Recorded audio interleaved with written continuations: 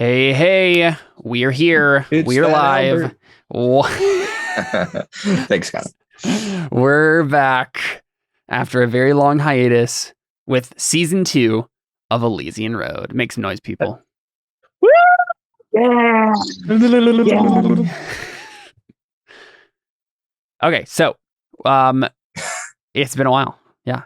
And if you have not seen the Elysian Road season 2 recap, you should probably watch that unless you've just finished season 1 and you're like, let's go. Oh, we did that. We did that. I thought you meant like you made a recap. No, like David, cut a recap together. you were there. Yeah, no, I misunderstood. Okay. You made a recap. But yeah, so we are going to go ahead and get started here with season 2 of Elysian Road. This is episode 16. I made the decision early on not to reset the numbers for the episodes. One, because there are plenty of things that do episode numbers like that. And two, it would just make everything way more confusing if I had to do it like that. So, I always know what episode it is. I don't have to be like, episode 1. Oh, episode 1 of those. What season? So we're in episode 16, which is episode 1 of season 2. And we're going to go ahead and get started with a flashback, because that's what we do on Elysian Road. Apparently it's also what we do on Orphans, but Orphans is done. So we're gonna keep the tradition going with some good old Elysian Road flashbacking. So we see a we see a space station. It is orbiting above a planet. We don't really see much of the planet, so it's indistinct enough. We don't really get a good grasp on what kind of planet it is. Honestly, most of the planets in this sector and in the galaxy more or less should look more or less the same, because there aren't a whole lot of Star Wars type one biome planets in existence normally. I say pretty much all planets are. I was going to say I say normally, and I mean for habitable planets if they existed. So, we see this planet, and we just pan around, see the space station, and it says, Aria system on the bottom. Station above Deverand. It says station lane, LAIN, above the planet Deverand. 0303 on the sector designation. Because that's what we've been getting for all the location spots. We get all those pieces of info. And it says 1 month earlier. So I guess it's February. Well, let's say it's February. It says February 2nd. No, it would have to be February. Let's say February 9th, because I think that's after. I have to make sure this is correct, because I want it to line up with. Yeah, February 9th. That'll work. So we get this shot of the space station, and then we cut inside, and we see a young, he's probably maybe 16, young man. He is wearing an Imperium uniform, so like black and red, like part of the army or navy or whatever, uniform, and he is staring out over, looking out over the planet. From the window on this space station, and he has dark black hair. It's groomed rather nicely, so he is obviously very meticulous about his appearance. So very, very neat, very groomed, and he has his hands behind his back, perfect military posture as he looking out of the planet. And we hear a clank from behind him, and we see a man in power armor. No, he wouldn't be here. It would be a hologram. So he gets like a ring. I think there's like a ring that happens in the room itself, and the young man turns around, and we see that there's like a hollow projector in the center of the room. So it's probably some sort of conference room.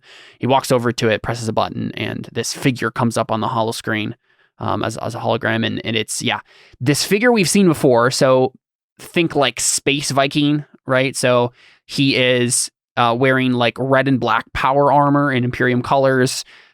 He has like thick blonde Viking hair and a braid, big beard, and is wearing like a vibroblade, giant like monofilament blade or whatever it is across his back. And he says, let's see, Commander Krall, I presume you've been briefed. And the young man, apparently known as Krall, nods and says, yes, it seems like your operatives have failed. I just got word. And the power armor Viking dude, I'll call him the Viking and Krall for now. The Viking nods and says, I had a little bit more confidence in Al-Rashid, but apparently he's failed. And I just arrived in the system. I heard it myself. Commander, do you really think you can do this? When you sent me the message, I didn't think it was... Well, it seemed a rather uncertain set of circumstances to be gambling on. And the young man, like, looks at the hologram seriously and says, I don't think you understand what I'm capable of, sir. With all due respect as your position as the Master of War, you have not seen what I can do. I'm the pinnacle of a program built to give you just the person you need for something like this, for something bigger than this. It will be rather simple in the grand scheme of things, part of a much larger strategy that goes beyond a simple heist, a simple execution, a simple abduction, whatever you want to call this. At the end of this plan, this strategy, the proposal I've given you, the Thousand Island Imperium will be the masters not only of this sector, but beyond. And the Viking nods slowly. He says, then do it, Commander. And if you fail, know that you will not be welcomed back into the ranks of the Imperium. And Krall says, I don't believe that, sir, given how much you need me, but your threat is hollow in another way. I won't fail. And even if the plan requires me to take a step back from this one contingency and focus on another, that's not failure. That is simply a strategic retreat. I will get you what you need. That is that. And the Viking nods again. And it's just has been very contemplative through this entire process. And he says, I'm skeptical of your team, soldier. And Krall smirks slightly, and he says, that's because you haven't seen what they can do. Some might see them as rejects, cast-offs, but they are useful tools, and I will put them to that purpose of being useful. And then the Viking says, I'm sending my son with you to make sure that this is done. I imagine he will be a useful tool in your arsenal as well. Krall's eyes, he raises an eyebrow and says, I am pleased to have Mr. Halverson along, but are you sure you want to risk him? He is a valuable heir in your line. Though I don't, how do you say that exactly? I don't pretend to know the intricacies of the aristocracy on your planet, but I would think he'd be more valuable than that. And the Viking smiles a toothy grin and he says, you have your tools, Krall, and I have mine. One that I have spent an entire lifetime perfecting. My son will join you, and he will be very valuable, I promise. Until then, until you win and get me what I want, I don't think we have anything else to discuss. I'll be moving out of system shortly. And then he just like signs off, and Carl nods. And we just see the young man, walk back to the little viewing window, look out over the planet. And he just nods to himself and he says, I told you I would be better than you. Well, now it's time to show you.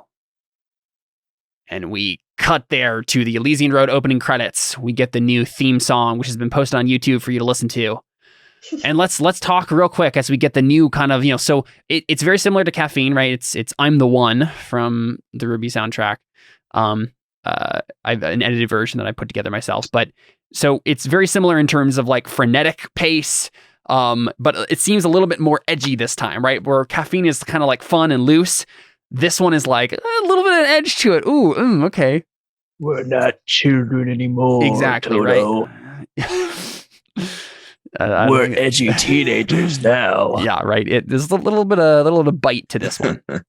So let's go through the theme song as an anime opening and talk about how this intro is different from the other one, right? So before we got a lot of shots of you guys like doing your like gaming stuff. I want three main things from you guys. One, any new haircut, outfit changes. What you're actually doing in the intro. Actually, that might just be the only two. So yeah, those main things. So Connor as Evelyn Leidner comes up on the screen. What's Evelyn doing in the opening, and is there any like haircut, outfit change? What vibe do we get from Evelyn in this intro? Okay, so I do think that she is wearing a like uniform that is like her people, right? So like she's wearing a soldier uniform for her soldiers because she would do that. She wants to establish an order and like a uniform. Do you know what, Connor? Like a general symbol. Do you know what's probably true? Since you guys sold this capital ship, there's probably a bunch of like military uniforms for the Athens Association, like and the planet of Midas. You probably just took a bunch of them and like made sure you made all your like revolutionaries have to wear these suits. Yeah, but I think we like use something on the ship to like rebrand the emblem. Yeah. To be our own thing, and I'll look at some sort of like logo editor, and I'll do that. No, that's awesome. Yeah. So then I think her hair started getting annoying, so she trimmed it down. Because I was thinking like, oh, her hair is probably just longer because she's not thinking about it. But then I was like, nah, she probably is like, nope, it's got to get cut because I'm a soldier again. So it's probably like shortcut, but like doesn't go down past her like face. It's like about here, and she probably has bangs, and it's obviously still blonde hair. Right. So basically like a pixie cut almost. Yeah, sure. Yeah. Okay. Not entirely sure what that is yet, but I guess maybe I missed where you said the hair is too. Where'd you say that? Oh, like down to her face here. Like okay. Bob Yeah, Bob. Yeah. Okay. Yeah, I didn't. That makes sense. That makes sense. Yeah. It would have made Thank sense you, Carly. if that wasn't the Thank length, you, the girl on the show. What is my hair called? It's way shorter. Yeah. Okay. And as soon as I said it, I knew it was wrong. So I asked about the length again, but yeah, pixie cut is like Ellen DeGeneres hair. Yeah. Not like that. Okay. Not quite. Yeah. Not quite that short. Bob makes sense. So Evelyn has gone from having like she had longer hair before, but she always kept it in like a tight bun. Always kept it in a ponytail. Yeah. But now, she's just cut it entirely. Cool. Mm-hmm. Sweet. What's she doing in the intro? She is definitely like walking cool with like a bunch of her soldiers behind her, like in uniform. And then depending on what you'll let me take for a focus. What do you mean what I'll let you take? No, I think we get a shot of her like being much more proficient with her gun. Got it. Sure. And instead of just like taking a shot into a dead man, she's like spins it up in her hand and is firing back and forth and in like a battle. Mm-hmm. Or actually, it's probably not her laser pistol. It's probably her mag rifle. Right. Yeah. Sure. Yeah. You're facing off against, I think, some like black painted robots in a dark hallway of the ship. Spoilers. Maybe. In a dark hallway in the ship, there are some black robots. I have seen a vision of the future. Right. Evelyn's precognition is so great that she can see the spoilers of the show. Yeah. Anime opening. She can see the anime opening. She can see the anime opening, yeah. The only actor that got to read the whole script. Yeah. Right. Oh, you know what? If this was an actual show, and I was the director, I might have honestly have done that just so Evelyn, because of Evelyn being Evelyn, right? Like I would have maybe, that's actual kind of precognition. Fun. Yeah, that's kind of fun. Cool. So then we see David as Ode Enger. What is Ode's new outfit / haircut? What's his season 2 look? And then what's he doing?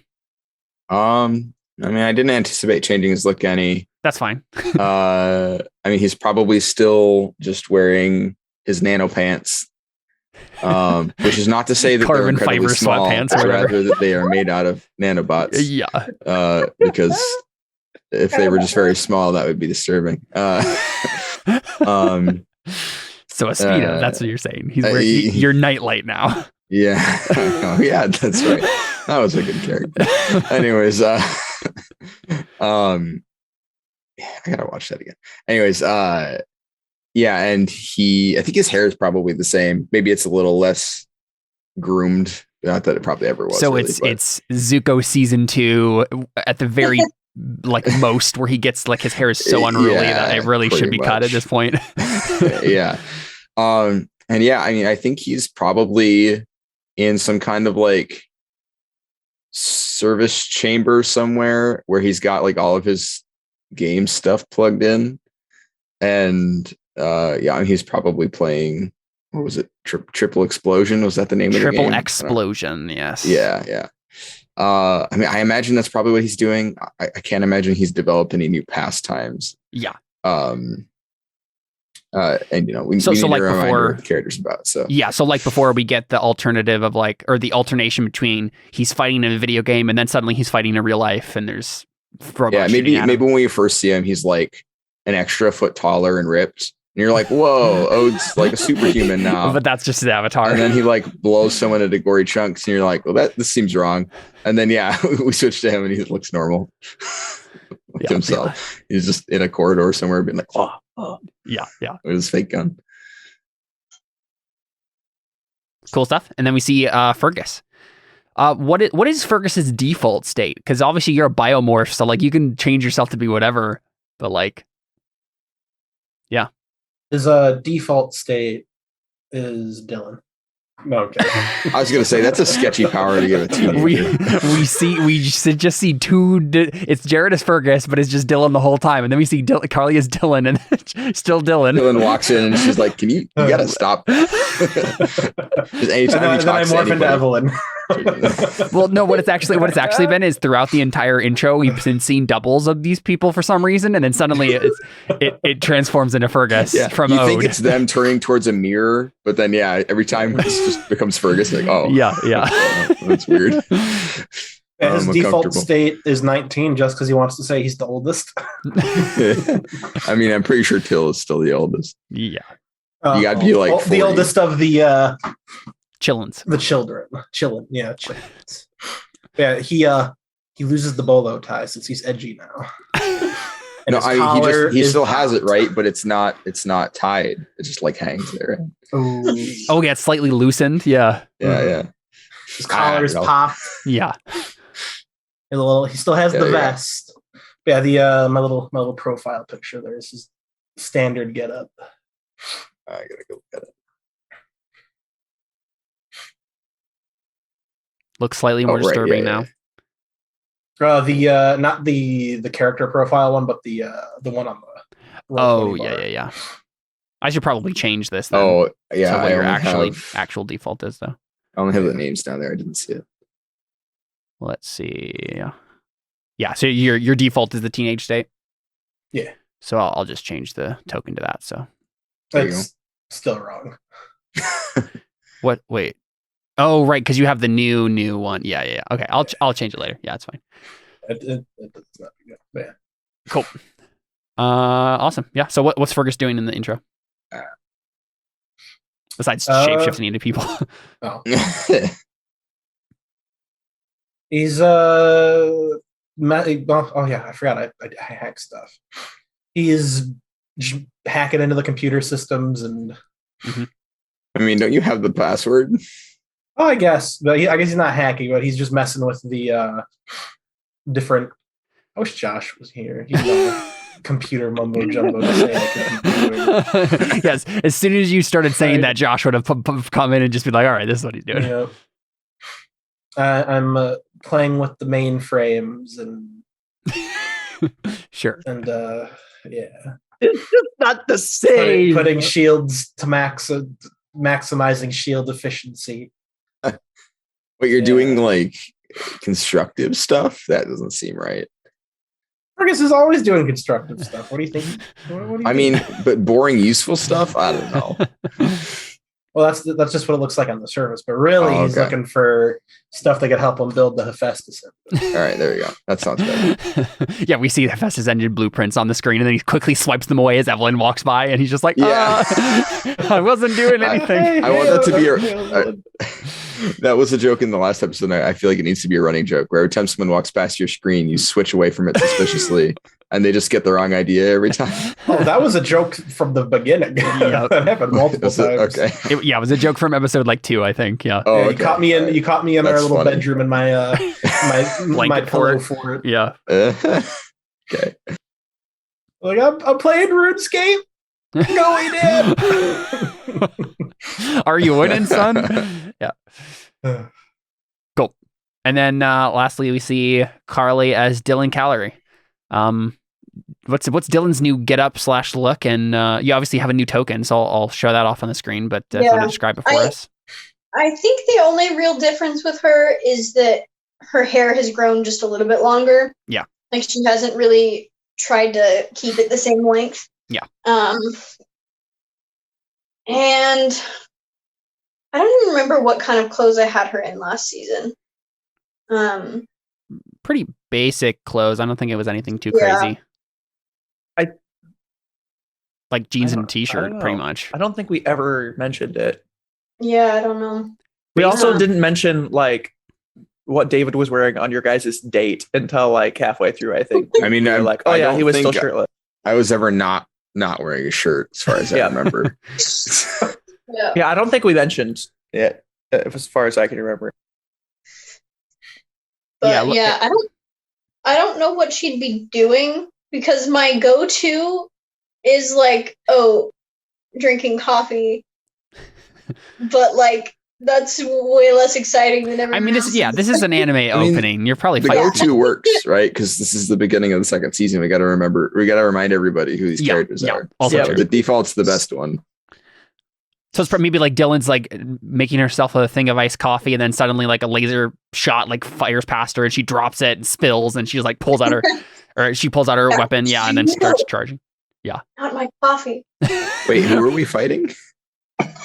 I think the entire shadowed figures. Yeah, shadowed, probably like dark robots. I robots. misunderstood that part of the. Okay, I guess I'm just playing video games that you guys. I was real. Yeah, I was fighting dark side robots. Sorry, well, I guess They have red part of the lightsaber. ship. It's not being Death Troopered.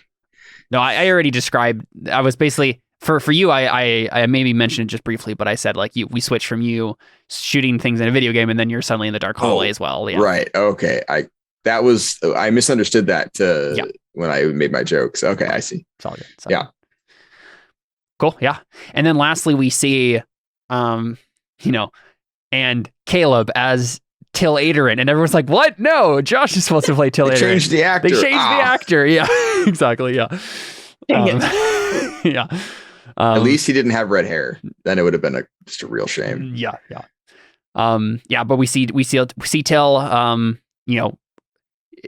alternatively yelling at all of you, anime style, / doing hacking stuff, / piloting the giant capital ship, / taking out his, as the bridge is being stormed, he takes out his pistol and start shooting some robots, that sort of thing.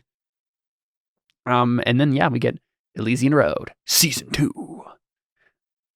So what I want to do is I want to start in media res. I know there's probably been plenty of things that have happened, between February 9th and February 18th when we pick up again.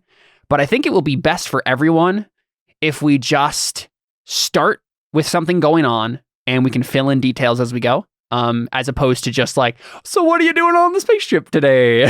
Sort of a thing. But wait, so we're starting when it's February 18th? Yes.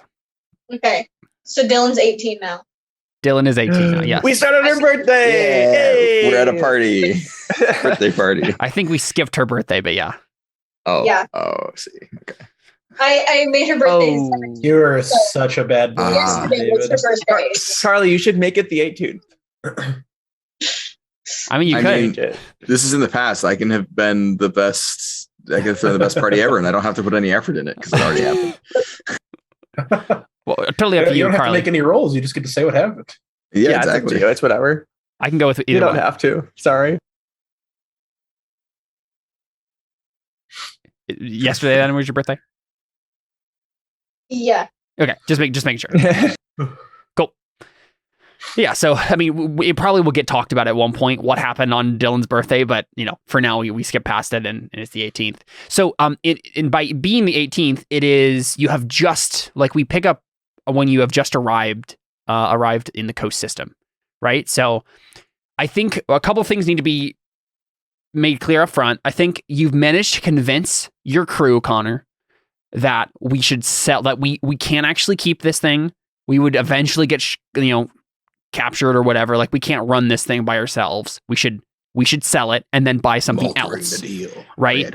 But I think you've convinced them of that. I think it would be easy eventually to just like talk some sense into these people and be like, listen, let's I'm sell your it. commanding officer. This is Yeah. what we're doing. And also we'll split the money, right? So it's not like as long as you tell them that, That you could- was you could- already part of the you deal. could renege on it. That's fine. But I think as long as you told them that, they would be fine with it, right? Because as long as So they get the worth of the my- capital ship. You already promised them that they could take whatever they wanted, and you're splitting everything, and they could have the So- ship and 50,000 more credit. You promised them an awful lot to be like, yeah, but I'm your boss, so Exactly. No, I'm so just saying.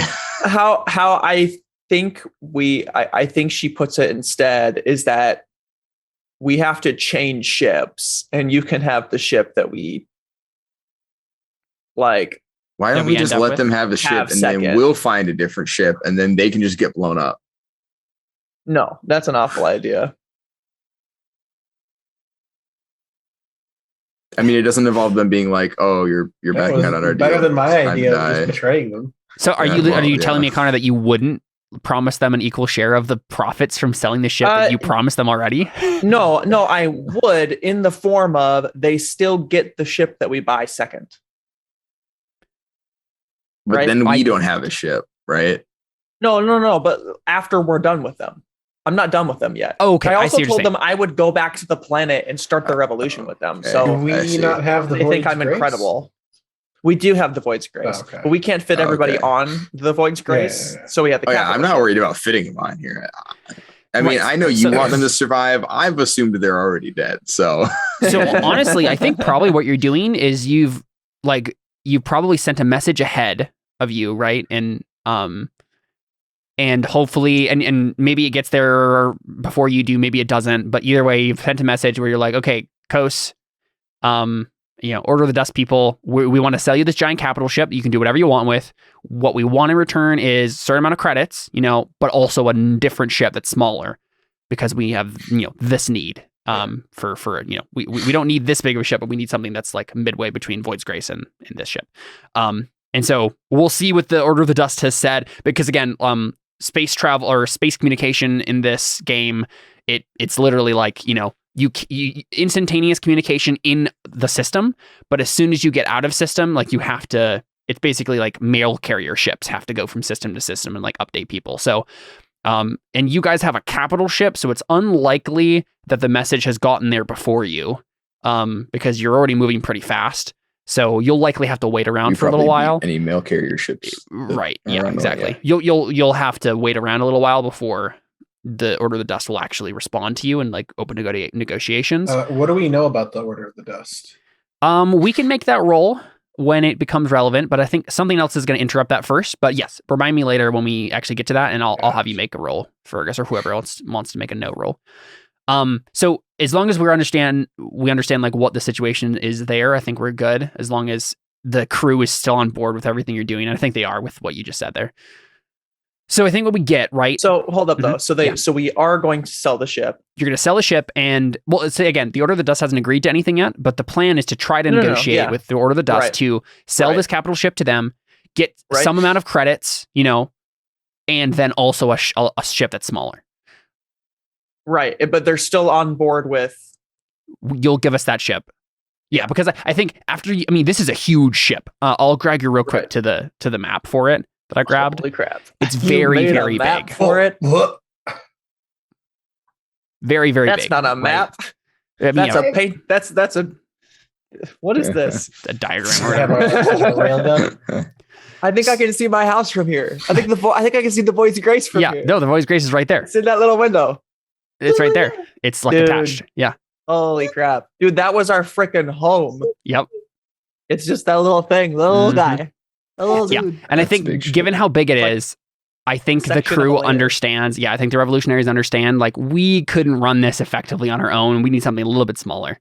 Sure. Yeah. And I think- also, talk about I'm the commanding officer, and yeah. sure. I mean, I'm the guy. You know what I mean? I mean, Evelyn, well, you're the one, as the song says. Exactly. I'm the one. Yeah. I'm answering the call. There's probably a bit of back and forth Hello. between that, right? Like I think Yeah, Yeah. this is Evelyn. they're responding to common sense, but also I think they are. It's not like it's not like they're not taking into account that you've commanded them. Like you managed to get them to all work together, so like they respect that Yeah. at the very least. Yeah, of course. It's just a little bit more of a slow and subtle process for them to actually view you as they're all completely loyal to you, commander, sort of a thing. We're not there Sure. yet. Sure. So, I think what we get is Just remember though, in the last season, they thought of me as a god. Just letting you know. they were nerds and they knew about you as your gamer tag, which was And what was Athena- my gamer tag, Caleb? Athena, the A goddess god. of wisdom and war. Yes, sure. Oh, is that all it takes? I just have to change my gamer tag and it comes No. reality. That's cool to know. No. So what we see Divine is respect. We already have Hephaestus. That explains why I use Killjoy all the time, I guess. that's true. Yeah, we have. Yeah, that's Hephaestus true. You have and- Hephaestus and Athena. Look at that. Now we just need like Artemis and Zeus and Let's be maybe real. Apollo. If we were to assign Greek gods to you guys, Till would be Hephaestus Yeah. for sure. But yeah, so what we see right after we get the opening credits is we don't see the SNS Exarch yet, which is the ship that you're on. We don't see anything like that. All we see is a blank space, just the void of space. And we get the text on the bottom of the screen that says, let's see, 0706 coast system, outskirts of the system, right? And then we see a ship spike drive in, but it's not the SNS Exarch. It is a Imperial ship. We see the designation as the Eclipse. It's a Star The- Destroyer. no, it's the ISS, Rubicon. And we obviously see that it's an Imperial ship because we recognize this the same type of ship as the ISS Apocalypse was, which is the ship that like followed you to Xanless. So we recognize the ship design right away. We see that ship spike drive in, and then we see, or no, sorry, we don't see that ship. I'm going to cut this out in the podcast version. First, we see a very derelict, abandoned looking, half destroyed ship spike drive in. And it's just kind of like, hanging in the void of space. Yeah, I'm trying to make sure I get the timing right on how all this works. for various narrative purposes. We see this derelict spaceship spike drive in. We're expecting the SNS Exarch. And then the SNS Exarch shows up. So your guys' ship shows up. You come into space here. And I think it's probably this spaceship is the size of this right here on the side, right? So like maybe a little bit smaller than the Void's Grace even. And what conversation? So you guys are probably whoever's on the bridge. Who of the main characters is on the bridge right now as we come out of spike space, drive space? Fergus. Fergus and Evelyn, maybe. Yeah. Yeah. Yeah, that makes sense. I think Till's maybe somewhere on the Void's Grace, like fixing something. It doesn't matter anyway. I mean, we could just food poison him and then take the command anyway. Or he could hit his head on the main console and be unconscious for. Yeah. So I we don't see know what this. happened to my character. He had a headache and he was out for 2 weeks. Well, no, you were doing like a bunch of research on. During the episode I was gone, he said he has a headache or something. Well, it was both. It was you had a headache because of what's his name? And then when you came back, we decided you actually did something besides having right. Yeah, I remember that. So we see the SNS Exarch like spike drive in, right, appear in the system right next to this other spaceship, this like derelict, abandoned looking spaceship. It looks really creepy, like think like horror movie style thing. Honestly, think Knights of the Old Republic 2, the spaceship that Darth Nihilus was on. Sure. Right, where it's like half destroyed and somehow it's still going through space, sort of a thing. You guys appear right next to this thing. What conversation are you right in the middle of? Well, like Evelyn, what are you saying to Fergus right when you spike drive in before something bad happens? I have a bad feeling about this. Like, do you just is that literally what you said? Say is you? No, like, okay. I have a bad vision about this. No, I think what she says is, remember the plan. So is that like because you noticed the spaceship? Because I saw the spaceship in the future and came here specifically because we knew what was here. Oracle time. Committing effort. Yeah, would you like to commit effort to do Oracle? Okay, yeah, sounds good. Ask me a question. Yeah, you can see 3 months in the future.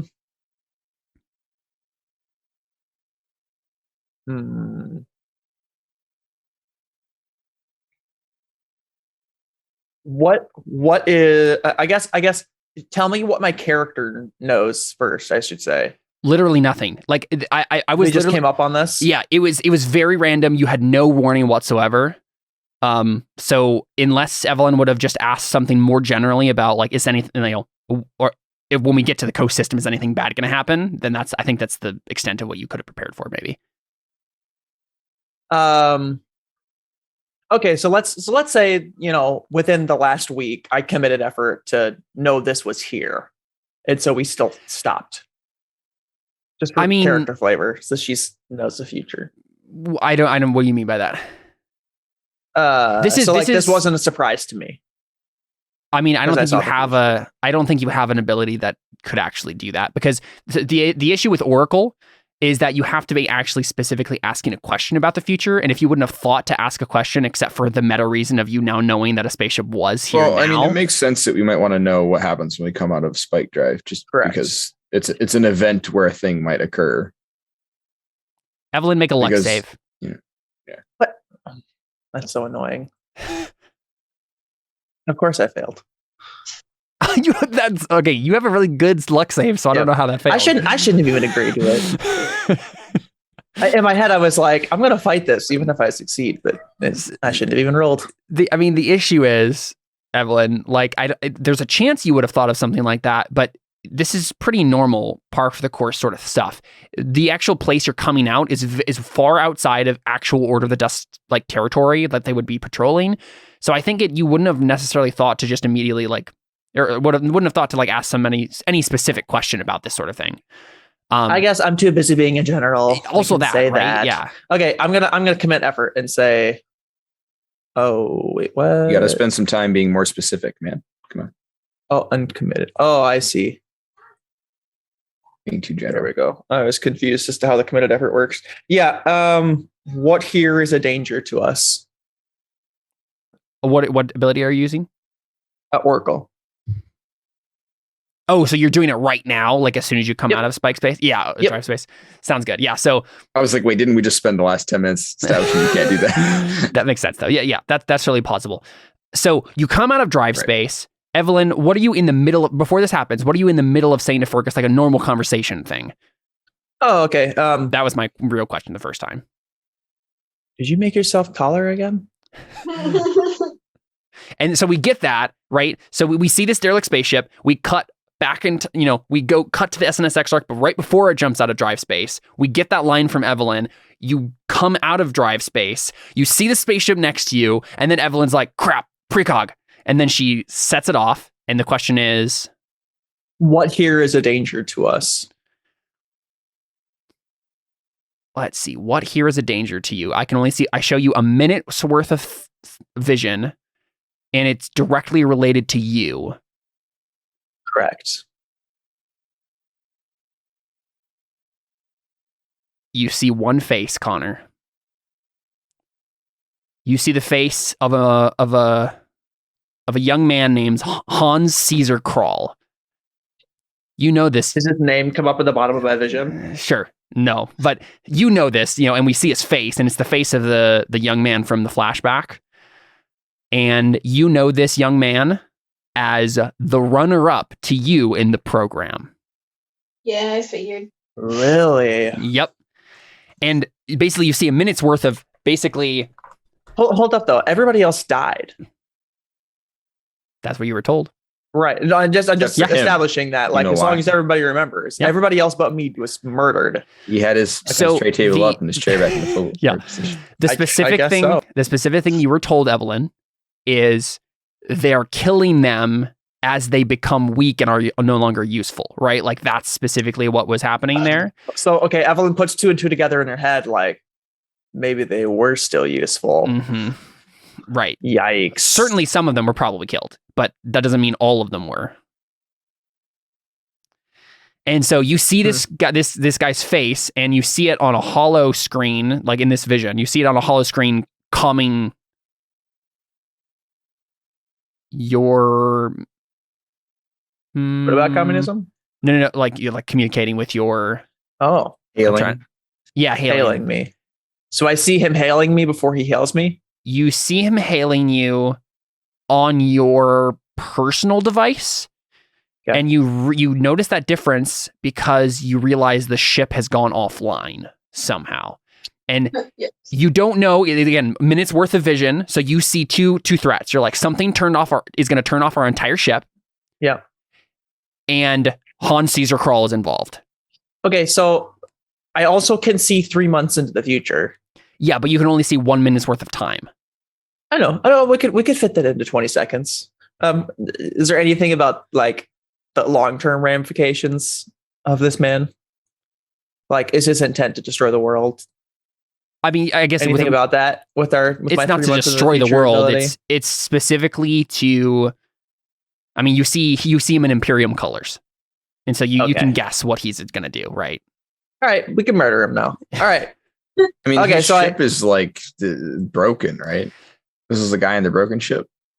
Yeah. Evelyn doesn't see a connection. She can't see where he is exactly. You just see his face. Oh, okay. Oh, okay. So my I vision. mean, we is assume he's broken. in this ship because it's the only other ship around, right? As of right now, yes. Yeah. Okay. Right. So Evelyn, you get that vision. It all happens in an instant, and then Fergus, pretty much immediately after that, you hear like a hailing comes on the comms, and the ship is still on at this point. Obviously, only Evelyn would notice that as a weird thing. Evelyn, do you Yeah, say anything? yes, I do. a very distinct difference between season 1 and season 2 right. is I found out very quickly that being the general of an army and not communicating the orders doesn't work. It doesn't work. Yep, Because that I makes can sense. probably stop them from hacking the ship. And I think let me rephrase that. I think because of what's happening with the structure of the social archy, The hierarchy. the social hierarchy, she like is way more comfortable knowing and understanding tells and how communication works and stuff like that. Because you're So doing now it in a she can- superior inferior relationship. Well, not only that, but everything has an order to it. Yeah. Everybody has a rank. Everybody has a place, including Fergus. I made Fergus my private, which I'm sure he's probably like sergeant or something like that now because we have a lot more soldiers. And I'm Grand Poobah. Grand That's Poobah all I of refer to knowledge. myself. That's what I refer to myself as. Evelyn refuses to call you Grand Poobah. But I yeah, make all the soldiers call me. Yeah, I that. was gonna say. I think you've gotten all the soldiers to do it. Yeah. At least All when the Evelyn's not fiascos, I'm sure, around. do it all the time. Yeah. Yeah. So no. Yeah, she definitely. That's why she tells people things now is because we're back to soldier life, and she understands that and like can handle that structure and social interaction. So she tells you. She says the ship's about to go offline. I had a vision. I rolled program to put up a bunch of firewalls, and disconnect us from the Wi-Fi, so they can't space hack firewalls. us. Yeah, so basically you're space hack us. spack us. So basically your actual Really, that's the first one you want to use. sure. That's what you want to land on. Yep. Spack us. Yeah. Ugh, Yep. that's about par for the course. Yeah, that's it, guys. That's end of the session. We'll pick up next week. So Fergus, your specific intent here is to basically cut off the entire ship from any outgoing or incoming signals. Yeah. Okay. Sounds good. Go for it. Roll that program. Even if they're within the ship. Yeah. So all connectivity and all devices. Aside from like personal comms. Sounds good. Okay. Roll that program. So I have my normal hacker thing, but whenever I roll, I got an added +2 for equipment. What is that equipment? I think it's like Is a that just all line the shunt crap I or have in my- something. Yeah, it's on there, so you can just add a Okay. +2. You're good. Yeah, that's a lot of reading. Yeah, I know one of the things you have in your inventory is that. So, and also you have an entire capital ship worth of those now. So, Oh, I just how many wait, before I roll this, how many stiletto charges have I found in our time here? quite a few. Let's I'll give you an extra 20. I use a stiletto charge. And so what stiletto charge could do what exactly? It's literally an automatic max success. Automatic max success. Okay. Wow, you actually rolled really badly on that one. I did. Yeah. Oh, I can re-roll the one, but because I have hacker. But it doesn't really matter. Yeah, but you're gonna use So a I've- stiletto charge. Yeah. Okay. I have 20 total now. Yeah. Sounds good. I had one. So Fergus, you do this. I mean, how quickly are you doing this? It's totally up to you, but I'm just curious, like, what the actual timeline is. Like, are you like fingers across the keyboard so fast, almost no one even notices you've done I it? metamorph and spawn 2 more arms, and I'm working 2 separate keyboards. Sure. Yeah. Do you have to commit effort for that? I think you do. So what I remember, I have 2 effort permanently just committed because of my psychic armory and my metamorph. Because as long as I have both of those active, it just uses an effort. the main action. The use of this adds 1 system strain point to the target that does not recover so long as the change is in effect. I don't think we've ever actually done that. Oh, yeah. I literally always have it active, so I should always have 1 system strain. Yes. Yeah. So mark that then. I don't But know yeah, how to do that, but okay. it should be just up at the top. Oh, permanent strain. Yeah. It wouldn't be permanent strain. It would be right next to it. Oh, okay. I'll fix it. What happens? There you go. Yeah. That's what it would be. Cool.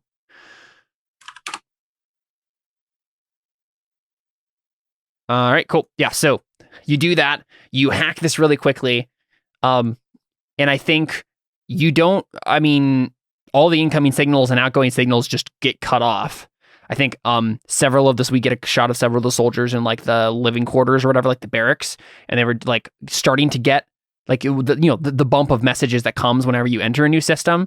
And they were like, "Oh, I got an email from my mom," and then they immediately like get cut off from all of them, and it's like, what? Weird. And then he says, "Mom." Right.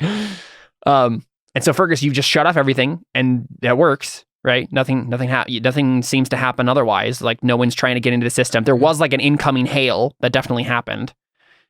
And as one more thing I think I can do, I'm going to use facile mind to open up a telepathic contact between all of us. Okay. And it says if I'm familiar with them and we've like had plenty of experience with it, it doesn't cost effort. That's fine. Yep. Could I technically do that with everyone if we've been how long have we had this it for? Depends on what it says specifically. Facile mind. Telepath is practiced at opening a telepathic contact and need only commit effort for the scene to do so instead of committing effort for the day. If contacting an ally who has practiced the process with the psychic for at least a week, opening the contact normally requires no effort at all.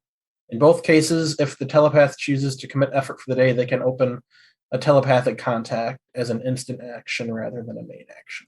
Yeah, that's fine. Yep. So, I mean, you've had more than a week to do that. So you literally, I think, can have one open with them at all times, pretty much. So you have psychic comms always now between the members of the crew. Okay, that makes me so freaking happy because I was watching Young Justice the other day with Miss Martian, and I was like, I want to do this. This is amazing. There you go. That works. Sorry. Amazing. I'm so happy about that. Dude, we have a freaking army that can communicate telepathically 24/7. So that's an unstoppable force. Fergus can't do it with the entire army. I don't think that's within the realms of plausibility here. But he can do it with all of you. I disagree.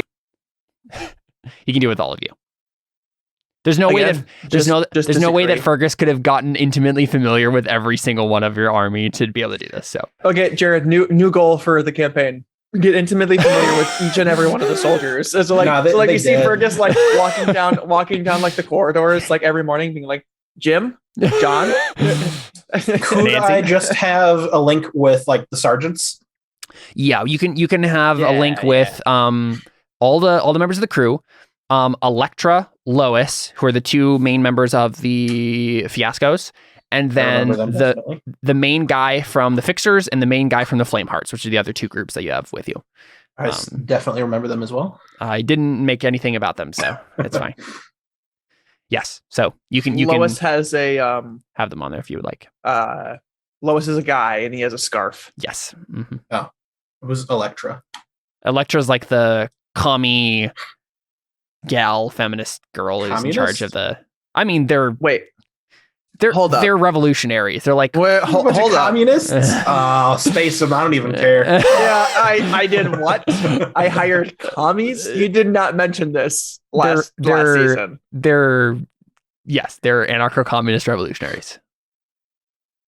You didn't say that. Yeah, we ain't giving them any money. You didn't say that. I think one by one, as I learned this, I started spacing them one by one. I'm just kidding. Stupid college kids. Yeah, well, yes, that's exactly how I described them, guys. Yeah, as soon as you described them as college kids, not feminist commies. Yeah. I mean, what's the difference?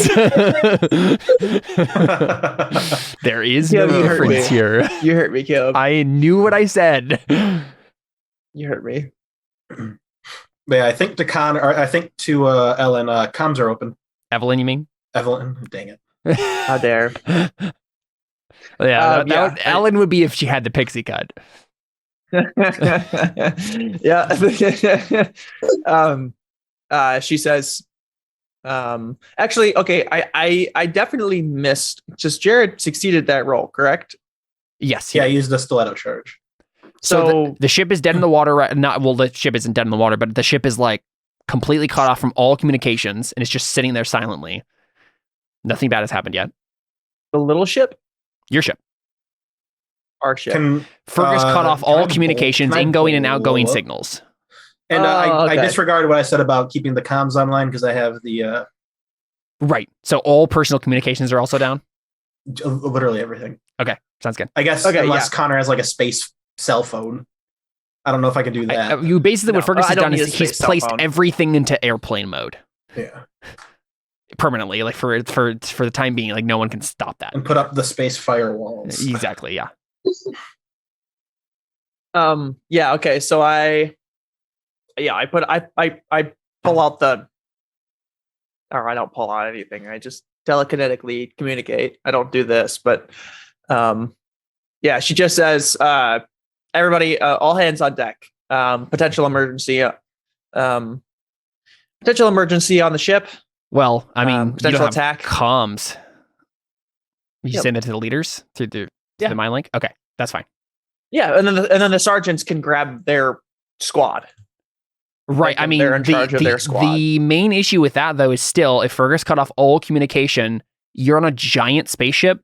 Not everyone's here in the bridge. And even if maybe you can get some of them roused wherever the commanders are, but like you're still going to be people on the ship who don't know what's going on because you can't contact them now. So the telekinetic. Yeah, Fergus can only do it with the leaders of the telepathic of the revolutionaries and right, and you guys. Right, the leaders of the revolutionaries. Yes, but again, there's always there's an alarm system that you can just activate that is basically all hands on deck. Like every ship has a I just hit that button. An emergency. Well, I just hit the big red emergency button. Given, I mean, the criteria, I feel like you'd have to shut that off too. Like it's a signal. Like you're trying to I mean, it's an internal. It's an internal signal. Signal yeah, that's literally just goes to lights and a siren. That's fine. Okay. Yeah, you're good. Yeah, she just hits the big red button. Sounds good. Yeah. And I telepathically communicate to the leaders and I say, what are you getting them ready for? Potential emergency. Just like be prepared. Like, do you just tell them to go anywhere specifically? No, I just be prepared because arm yourselves. Arm yourselves. Make sure everybody's awake and awake and alert. Sounds good. Awake and alive. And they know what they believe inside. They know what they believe inside. There you go. Cool. But I also remind them that it's my time. I do what I want because this is my army, my life. Yeah. Anyway, we can move on now. What next? Cool. What happens next? Big red button gets slammed. The signal goes off. We see various soldiers getting ready. We saw these people before, right? Before they were like alternatively gangster punk hippies, right? Or hipsters, any combination of the four. Yeah, they were defined as hipsters. You really make me not like these people. I hate hipsters more than communists.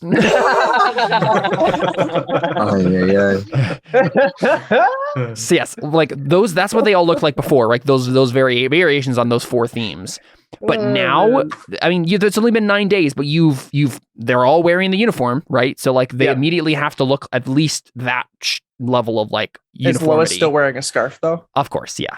He's accentuated his uniform with a scarf. Okay, just promise me that if he does die, he'll be choked out with his scarf, and I can be like, Noted. This is why no capes, Noted, no scarves. Noted. Cool. Yeah, we see them all get ready. They're not like a well-oiled military machine at this point, but they're good at what they're doing. And so they're getting armed and ready to go. Evelyn, do you like look out the window and like just like take a look at the ship, see if there's anything else going on that you can like see visually? You're muted. Whoops. Yeah, sure. Why not?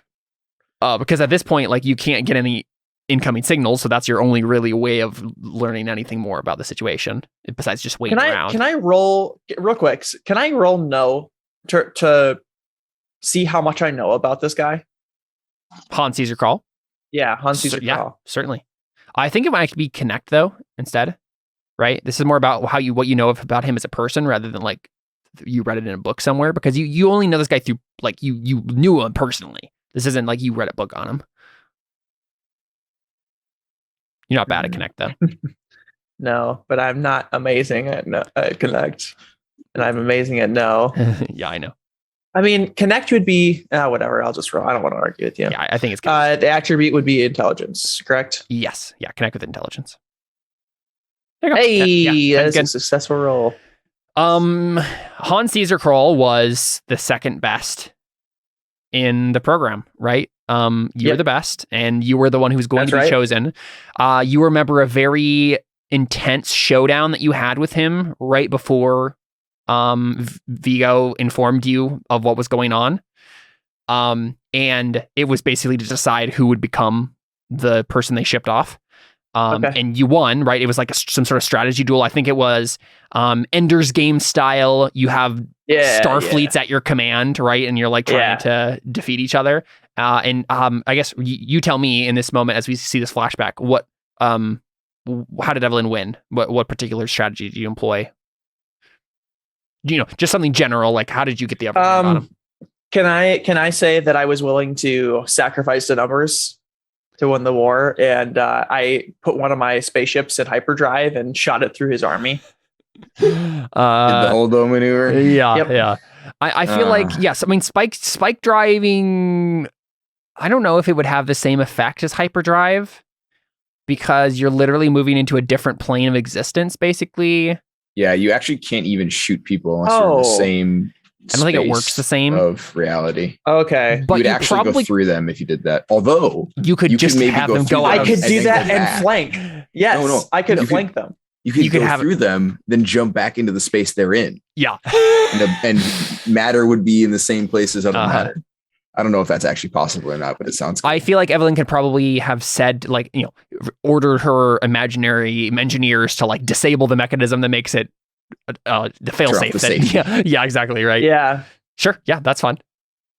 Yeah. Sweet. Evelyn pulled off something like that. That's definitely like, that's how Evelyn was. Yeah. And like, that was into her at the beginning of the first season was like, yeah, I'll just sacrifice my people. That's fine. But Evelyn's like, I probably wouldn't do that now if I had that same decision in front of me. Well, I also don't think Evelyn would have done that in actual, like she understood war, that it was unless it was something that was like life or death situation, like that was. That was all or nothing. Yeah. I either win or lose here. That's all that matters. Yep. In real life, I'm thinking of long-term armies, long-term strategies, and in that I think that's probably where he got hung up. Is all the training was about all of that stuff, and I could see past the training. Yeah, that makes sense. And so I think the other thing about Hans is that he's a better psychic than you are. So disagree. Just hard disagree. Because he's a full psychic, right? He is the psychic class that Fergus is. So he has. Oh, what is he? Evelyn, for sure. He has precog. Obviously, that was. I mean, okay. The whole point of the program, and pretty much all of you, almost all of you, like the ones that they end up choosing, we're gonna need precog, right? Like that's what it came down to at the end because it just makes the most sense for what they were doing. But he also has, for sure he has metapsionics. I was thinking that's what it was going to be. Oh, we're double screwed. And he probably has a couple others. I think that he probably. He was kind of subtle with some of his other abilities, but he might have all of them. You're not entirely sure. He spent too much time practicing with his psychic abilities. That's probably why you got him too, because he was a very powerful psychic, and ultimately that's not what they needed, right? If he has all of them, it means he's bad or maybe moderate at all of them. Even at level 10, I don't think he'd be good at all of them. So that would probably be better. Evelyn, your guess is that he at least has telepathy as well. You're not sure about the others. Okay. None of those sound that dangerous. Wait, so he has 3? Yeah. I didn't know you could have 3. What? He has maybe 4. Fergus has 3.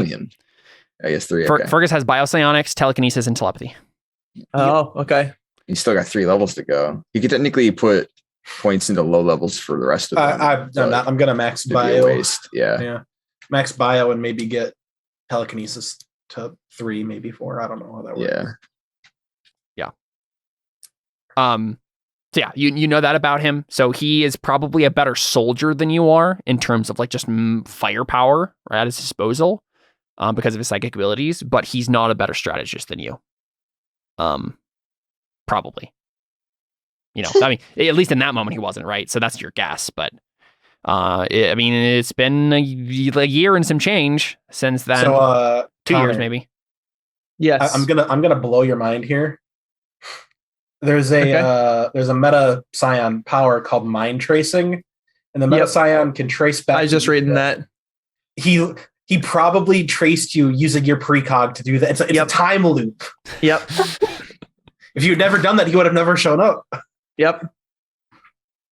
That sucks. I had fun making this NPC, guys. All right, I heck and blow him out of the sky. So you just basically say fire on that ship. No, I don't do that. So I mean, He's Fire not on in that that ship. so He's not in that ship. You've already confirmed it. I mean, you don't know that. Evelyn, do you want, at the very least, Evelyn, make a notice roll for me. I want to see if you notice something about the ship. Connor, he's doing the same thing. He's doing the same thing you did to him. What thing? That? How you won your match, you spike drive. Caleb, you want to? Either that or I gave Caleb the idea. Awesome. Yeah, Jared, don't say things like that. That is such a good idea, Fergus. Intelligence I love the chaos. Caleb, intelligence or wisdom? Notice with wisdom, I think. Hey, what you been eating, matey? Arr. So the one thing you notice about this, Evelyn, you see a black cloud come from the ship, right? So out of the hole in its hull, a black cloud just starts to come out of it and swarm very quickly towards your ship. We should probably shoot that. It'll be okay. They're just coming to give you all your entire army powers. That's all. Yeah. Yeah, I think we should shoot it. Can you shoot the cloud? Yeah, Fergus, I'm like, we should turn around. Should we blast and it? We should accelerate and then let our acceleration plume burn it. I mean, that'd be cool. It takes a very long time to turn around a spaceship like this. Just saying. Nah, man, hyperdrive. It wouldn't take any time at all. The only reason it takes time is because you don't want to kill the people on the ship. We have inertial dampeners, so that won't happen. So it'll be fine. We have what? Yeah, but it's still big enough that you're not going to be able to get the burners in position. It's literally like right there on the map, like where it is. It's that close to us? Yes. So we came out of spike drive and it almost bounced off our windshield. Yes. And our computer wasn't like, something's about to bounce off your windshield. All right, just checking. He has synthetic adaptation, so he can do that. I don't know what that means. Do you share with Fergus that he's a meta scion? Evelyn hasn't shared anything about Hall. I don't think there's been much time to do much. No, not about him yet. No, I haven't shared anything about him yet. But I definitely. Then I will act like I know nothing. I definitely mention the black cloud, and I say, Fergus, should we shoot it? What is that? Can I roll a no? Yes. Good, Fergus. Oh, I could roll. Fergus, I think we can both roll. No, I think Fergus is the one who would know about this more than anyone. Like he could learn some very valuable information here because of the type of person that he is. I also have specialist in no. That's why I'm irritated. Ooh, I'm not irritated. You should roll to help me. Yeah. Can I do that? You can do it after the fact too. Yeah. I don't think he can roll help after the fact. You're right, because it just gives him a +1. That's what. Yeah. Or a +2, depending. Or a +2. Yeah. Go ahead, Evelyn. You roll no first and give him bonus. Your specialist goodies. Yeah. So +1. Only a 10. You can re-roll that one. Wow. No, it's 3d6. Yeah, he dropped the 1 already.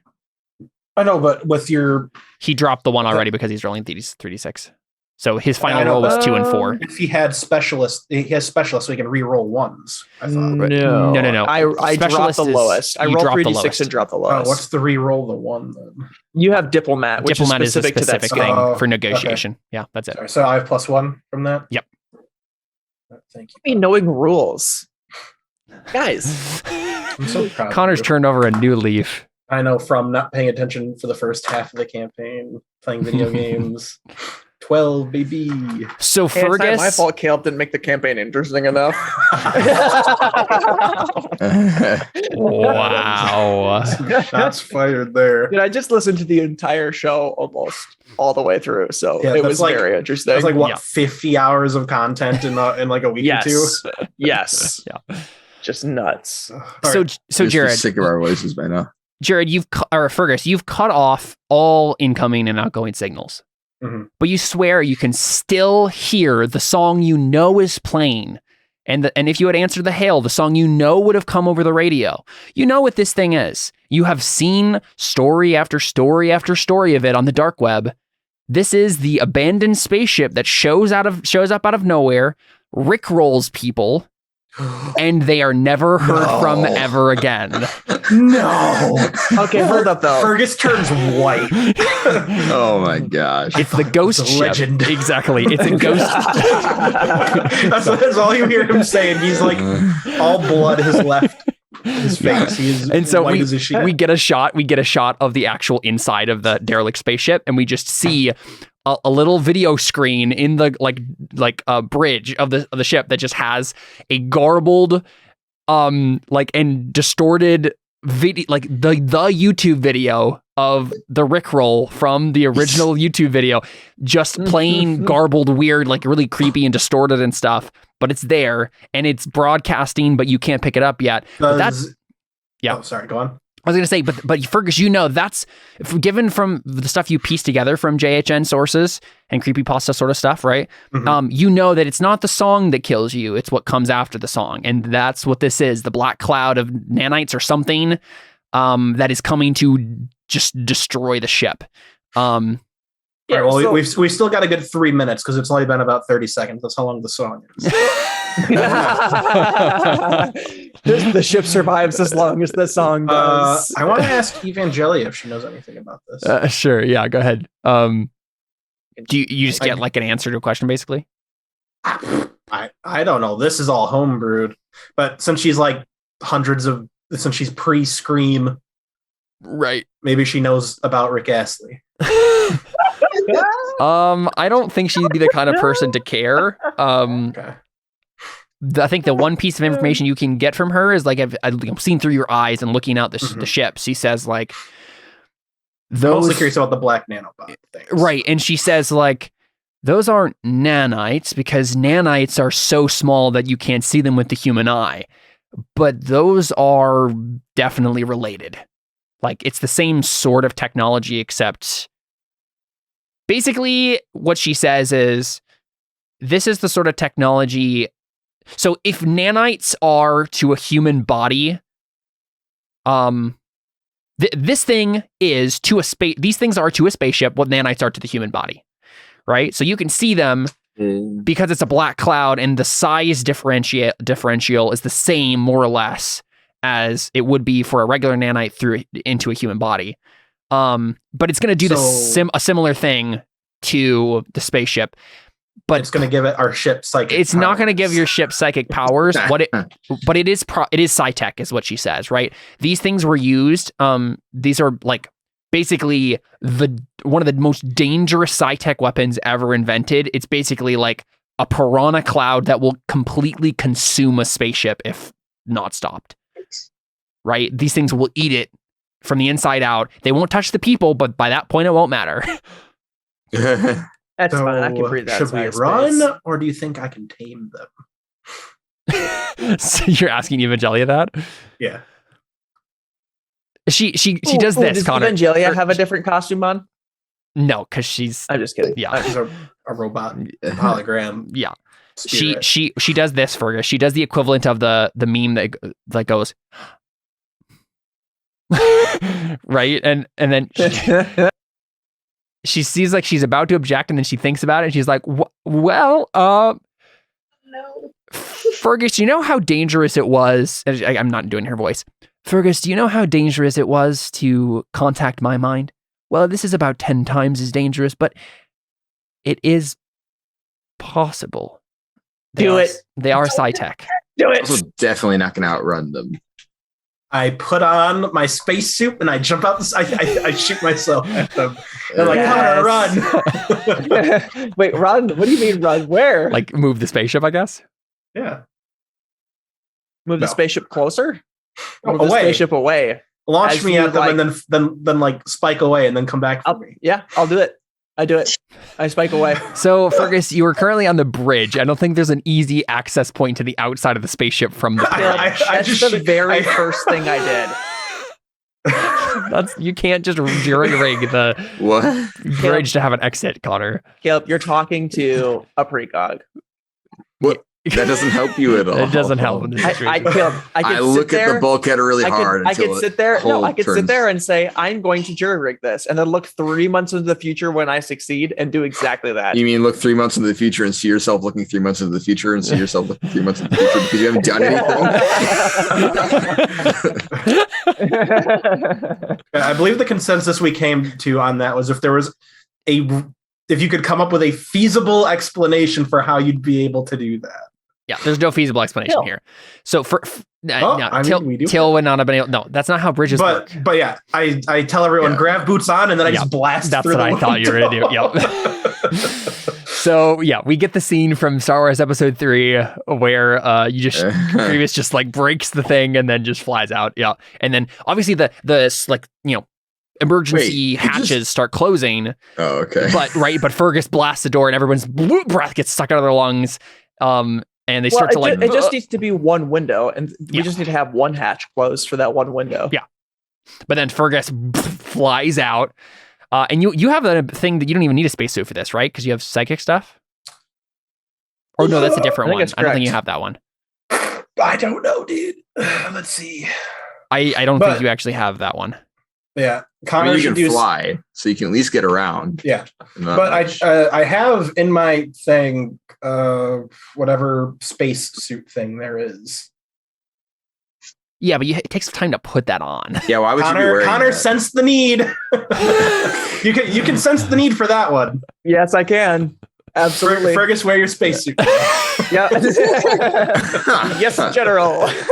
Is that what you did, Evelyn? Yeah. Absolutely. Okay, sounds good. It takes effort, right? It does, yeah. Yes, it does. For the day or the scene? I think it's for the day. I mean, it would have had to be if he was like, wear your suit today. Yeah. Yep. I think everything I have is for the day. Yeah, I think so too. Sounds good. So Fergus should happen to be wearing his full spacesuit during this whole process. And you, for sure, before I do this, it won't hurt people? As long as you tell them to brace themselves, no, you're fine. No, like me. No, the nanites. He means the nanites. They won't until you connect psychically to them and they try to destroy your brain, but yeah. Oh, yeah, that's fine. Yeah. Do it, Fergus. I grab my my black slab. I know that gives me a +1. Sounds good. And I have my stiletto charges on me. Sounds good. So Fergus blasts the hole. He points his finger gun, blasts the hole in the bridge window. Just flies out into space. The hatch closes. Everyone like falls down again, and then like people just look at you, Evelyn, like, is that what you told them to wear a spacesuit? Just like during today's debriefing. I tell Till to spike drive it. Yeah, just to like try to spike drive away. I mean, I feel like so it takes, I think, about a half an hour to like set up something like that, I believe. I tell him to do it. Well, so here's the thing. Anyway. We don't actually need to go anywhere. What we need to do is do the combat thing where you shift into a different version of drive space so that they can't attack us, which you can do instantly. Because which you do might not work given that it's Psytech, but I mean, well, it depends on what. I mean, their teeth aren't psychic, right? I hope. I mean, if their teeth are psychic, why are we even bothering? Let's just make new characters. let me find the rules for this quick. And then the story picks up with the side story characters. A safe drill procedure requires half an hour to enter metadimensional space. But I guess that's he for said we couldn't one. Play our side characters the first session was because he was going to kill our actual characters. And then you play your side characters. And then we'll play side characters. Let's see. I'm on the ship. Oh, I don't know if they have rules for that anymore. I don't see it.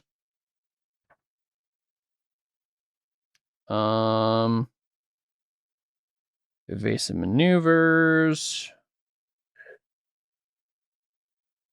Yeah, I'm not seeing anything about that anymore. I don't know if that's a thing in these rules. Sorry? In this. What's that? I don't know if that's a thing in this in the version. It's in the combat system. Every round you choose what phase of I'm not seeing. Do you have a page number?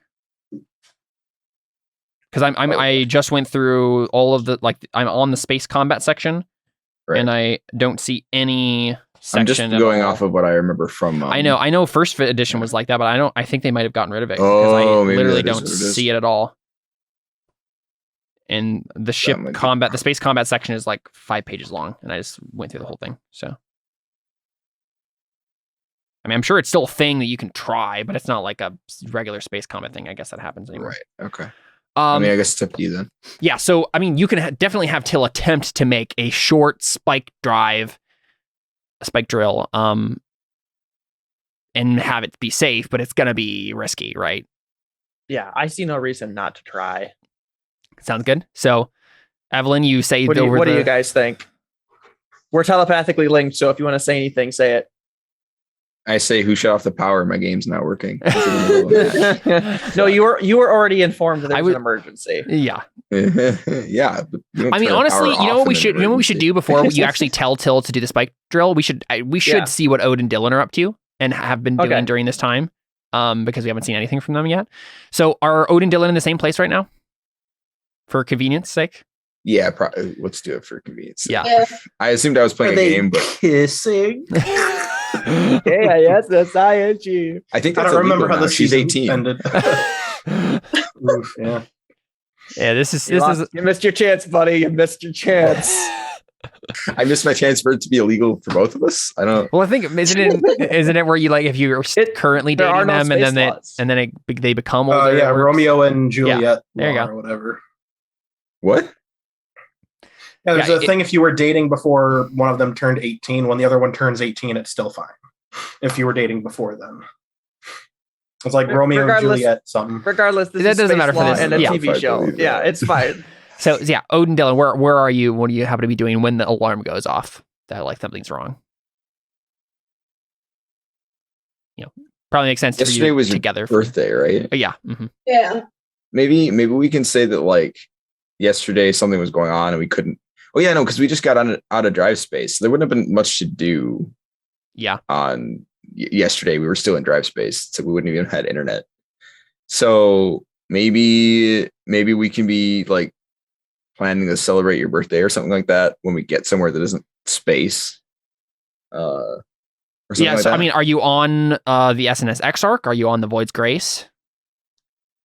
Oh, that's a good question. Oh yeah. I feel like I would probably be on the Void's Grace. I literally don't know a single one of these. These people. So I probably would have just stayed on the Void's Grace whenever possible.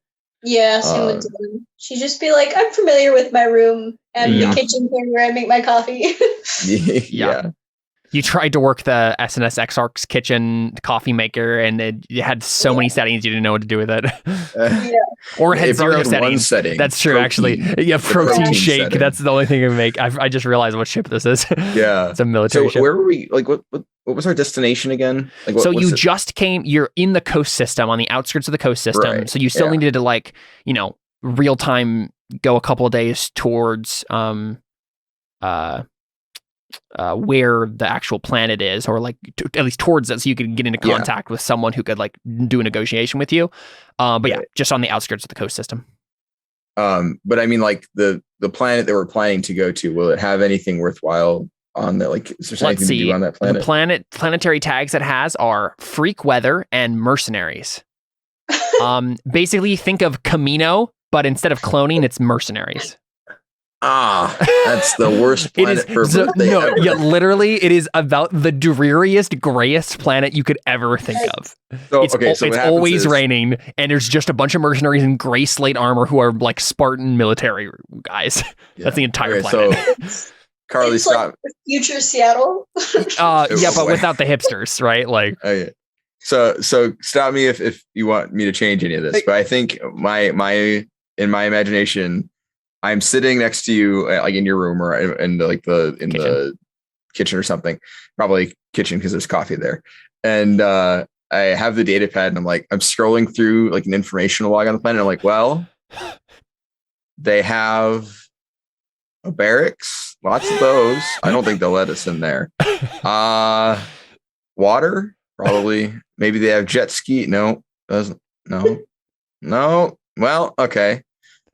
I don't know. This place has literally like an airless atmosphere, pretty much. No native biosphere, so like they live on space, like literally Camino, like space stations that hover over the ocean. That is this planet. Are there any giant monsters in the water? No, I don't think it's even that interesting. If there were, they were exterminated long ago by mercenaries. That's dull. Okay. So I'm honestly thinking about whether or not Dylan would have like voiced that it was going to be her birthday. Like, well, do you have it on your space Facebook account? Your Facebook. I guess so. Yeah. Right? Like I feel like Ode probably just figured it out. Let's just like stalked it, right? Yeah. I mean, I probably saw that it was like, it's Dylan Gallery's birthday. And right. Like, it came up on a notification. Wait, what? So yesterday I probably came out. I was like, well, it's your birthday today. And like, but we're on a ship filled with boring people. So let's plan something for when we get there. And then when we get the internet and I'm looking at what they have and I'm like, maybe we can celebrate at the next stop. I don't know. What's Dylan doing or saying to that is Ode's just like sympathetically like saying, sorry, there's nothing to do here. I'm trying, but I don't see anything. Yeah, she's just sipping her coffee and kind of laughing. It looks like they have a thing where you can jump off the side of the space station and into the water, but it looks like it's kind of dangerous and illegal. I don't know. It looks like it's for training purposes only. Yeah. We'd have to sign up to be mercenaries to do it. Yeah. Hey, look, here's the thing. They have like a recruitment drive. It's like boot camp for a day, except for if you don't do well, they don't hire you. So I guess we could just not do well. No, never mind. That's a bad idea. And then the alarm goes off. Yeah. Right. And then the psychic link goes up and Evelyn informs everyone if like something that bad is happening. What would Ode and Dylan do at that point? Oh, hey, here's the thing. Maybe this will be fun. Dylan immediately puts the remainder of her coffee in like the mini fridge or whatever. You're right. He was like, I guess I'll save this for later. Yeah, I mean, is this you guys just like rushing to grab your stuff or? Yeah, I probably toss her sword. She throws me the gun. I guess. Right, if they were on opposite sides of the room for whatever reason. Yeah. Yeah, get the cool tossing each other weapons sequence. So can we say that they made it to the bridge then? I mean, no. It's pretty far away. Yeah, the bridge is very, very far away. Okay, Actually, so they're running in the hallway. It's and actually not that. It's not that far away, and there's probably an elevator, but like it's only been like exactly a minute in time since right, like that's true. So I mean, but if you would head towards the bridge, it just depends on where you. I mean, I don't even know. What did you tell us? Like, what would we? I don't know what information we have. Well, honestly, so this is the thing. I mean, Till can't do the spike drive from here, right? He's in the Void's Grace, so he's probably what you say is like, Till, get up here now, right? And until so Odin, Dylan, you grab your weapons and you like start to like maybe head to the little escape hatch that leads into the SNSX arc, right? The little connector bay. Looks like you're coming off every airplane ever. Little tube that is connecting there. And then Till meets you at that exit.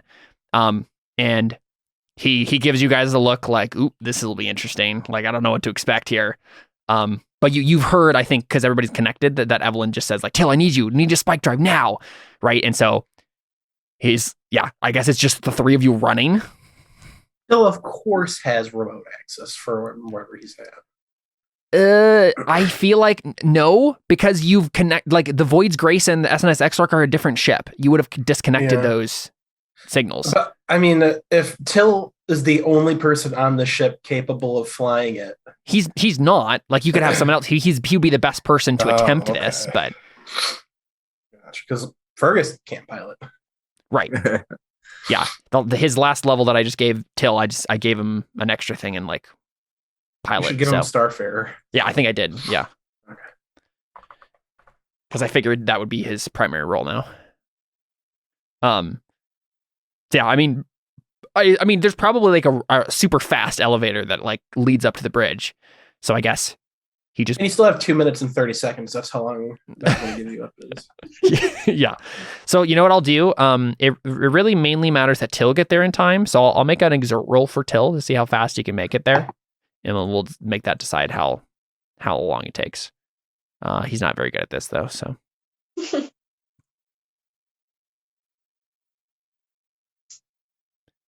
All right. Yep. -1. Dang. He got a 3. Oh. Why did Till roll exert? Because he's trying to run. He's trying to reach the elevator in a. Doesn't Till know he's not good at exert? No, so I think basically what this means. I'm bad at running. I guess I'll just sit. No, literally, I think this is what this means, Connor. That's is so Till runs. He's booking it. But he's realized that I think it's just not. It's not even a matter of like Till's like he passes out because his toe's so tired. It's not anything like that. It's literally just the narrative has decided he realizes you will not have time because maybe like you. I guess all the signals are down. So yeah, you basically you describe to him what's happening, right? And so we see like the cloud just like coming towards the spaceship until basically what he does is he just says, I'm gonna have to use one of these terminals down here, and he just like goes to one of the terminals. So it's going to be harder now, but he's just going to try it from like this random terminal in the hallway instead. And I guess Odin Dylan, do you like just run on ahead of him? And where to? Like, where would you go to like prepare yourself for this? I don't know. I almost feel like the better plan is just to. I mean, if I knew what was happening, I would just take the Void's Grace off of the ship and fly it away.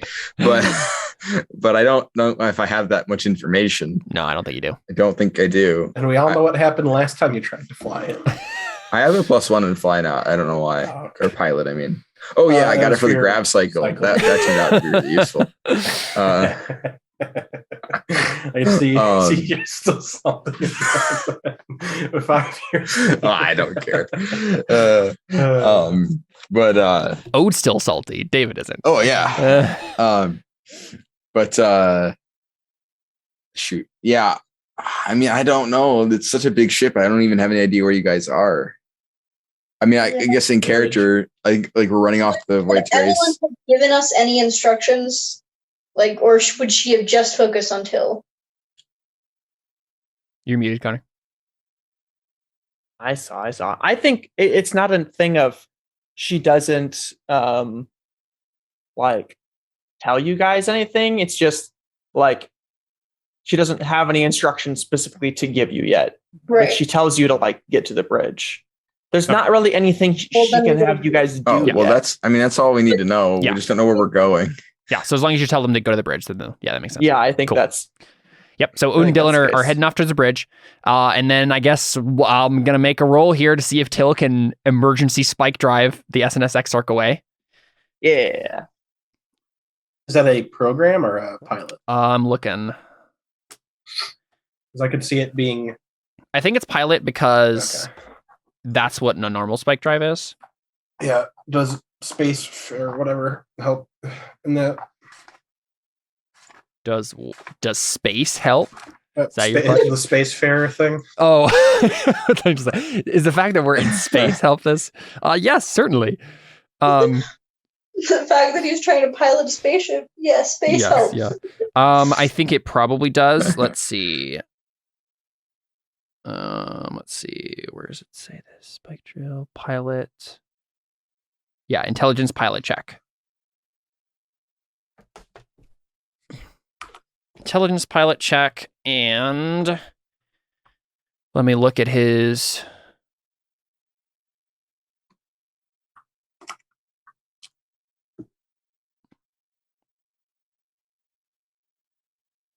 Starfarer.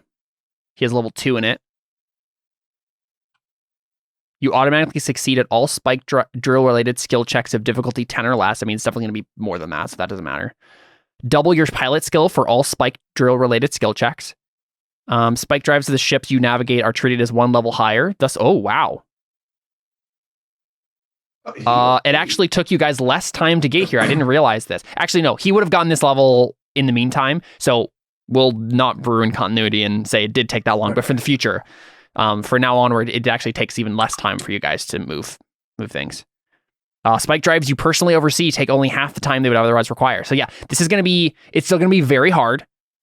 Because yeah, like normally these things take a half an hour. So even with this focus, it would take 15 minutes. Difficulty 10. Because the issue is he has to get far enough away that these things won't be able to track you down anyway, right? But so those he's gonna things aren't moving at spike drive speed. not yet. You don't know if they could. This is like pre-tech, really high level stuff. You have no idea the capabilities of it. So, but he's gonna make the roll. It's gonna be definitely higher than 10. So his intent is going to be to spike drive the ship away to a safe enough distance that the ship is not in danger of being destroyed by this thing. And so I'm just trying to figure out what the exact difficulty of that. I mean, it's definitely at least a 14.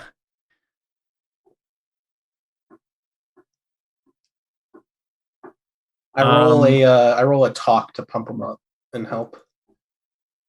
No, that's not how that works. It's going to be a 14, which is like, legendary, only a master could succeed, and even then they're going to fail. Like that's the highest it lists on the scale, at least, though Fergus has regularly gotten higher than that. And he's going to do with intelligence. All right, here we go, guys. He needs to get a 14. He got a 15. Nice. Very good, very good. So this is what we get. Yeah, buddy. This is what we get. So he does it he's able to do it. He's able to do it very quickly, right? It's not like it can't just instantly go right now because he's trying to shave this down from 15 minutes. So Fergus, you're going to have to give him at least enough time to finish the spike drill by whatever you're doing. But as long as you give him that buffer, he'll be able to make this work. So we cut out to Fergus, and you are no. I think first we see this from the other side, and because you cut off all incoming and outgoing signals, you don't get an alert for this. We see that spaceship I described originally, the ISS Rubicon, come on the other side and spike drill in, and we get a close up shot of the bridge of that ship, and we see Hans Caesar crawl. And he next to him is a blonde teenager. All of them are wearing. I guess he's wearing a uniform. No, this is real time, like right now. This is an Evelyn flashback. But yeah, another blonde teenager. And he's wearing like the military uniform. She's wearing like, I mean, like the same sort of stuff that Ode usually wears, right? So like the nanofiber sweatpants and then like a hoodie. Hopefully, I was gonna say, hopefully more than Okay, that. Yeah. I was gonna say, hopefully And a hoodie. she's wearing a shirt. She is wearing a shirt, yeah. And like a hoodie. And she is sucking on like a sucker. He's like pops it out of her mouth. And she looks at Carl and then says, "So are we going in?" And Carl says, "Yes." And I guess there's probably see another person in the ship. We see this tall figure in like power armor.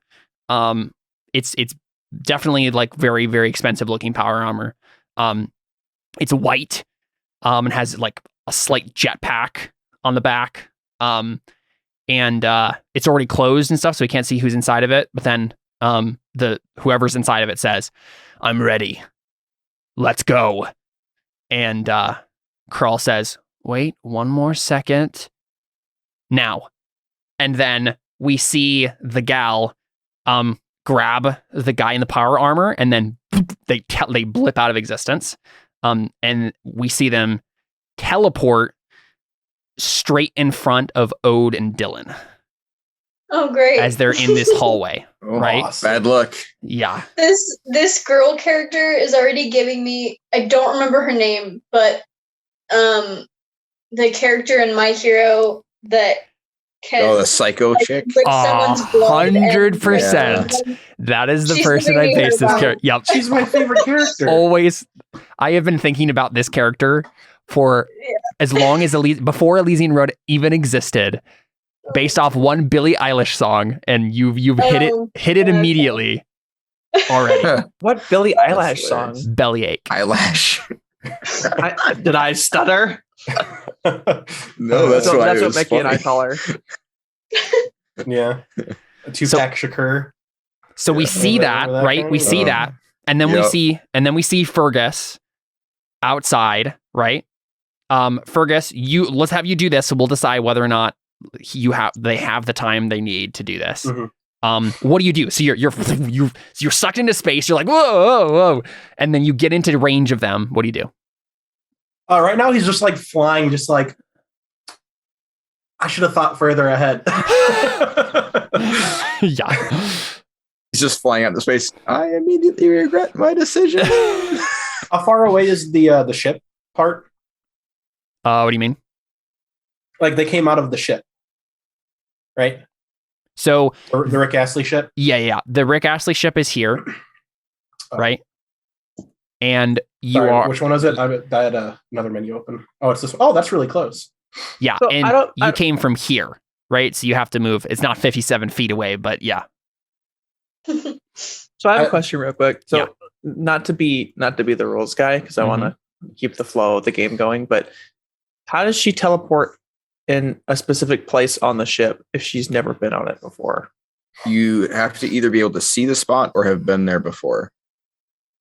Those are the requirements. Unless there's like she has a further special. abilities Yeah, that don't. I thought all Connor. I extensively okay. prepared all these NPCs, knowing exactly what abilities they'd have. Enough. I figured you'd say something like that. I'm gonna go look it up. Yeah, Not that I think you're wrong. I just want to know. there's a teleportation technique that allows you to do this. So That's what I was I'm just looking curious through, what it and is. then I was like, rather than reading all of these, I'm just going to ask them. Yeah, I'm just thinking to Evangelion, like I'm thinking I'll have a better chance on the ship as opposed to just flailing around in space in the swarm. Yeah, the convenient thing about being psychic is you don't actually have to be near them, so that's good. right, but you are now, if there is some sort of sci-tech thing on the ship itself, that connects to them or like controls them, like a hive mind, that's actually probably a good thought. And I think Evangelia tells you as much. She's like, yes, that seems like a good idea to me. These things are usually controlled from a central processing point. Can you hack it with your brain? Sci-hack? I don't know if Fergus has ever tried something like that before, but he hasn't really come across sci-tech that much, so who knows? Yeah. Do you think we could?